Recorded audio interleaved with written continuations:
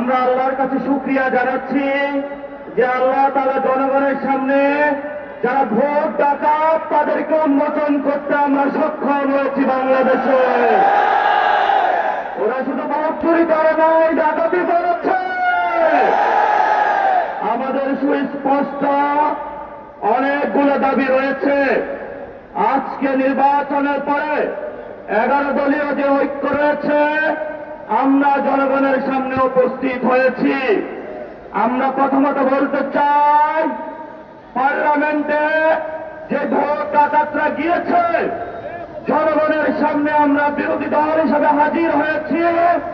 আমরা রাজপথে থাকব, কড়ায় গন্ডায় ইঞ্চি ইঞ্চি করে জনগণের উপরে যারা ভোটের ইঞ্জিনিয়ারিং করেছে, ভোট ডাকাতি করেছে, নতুন ভাবে জুলুম চাপিয়ে দেওয়ার চেষ্টা করছে, আমরা তাদের কাছ থেকে বুঝে নেব ইনশাআল্লাহ।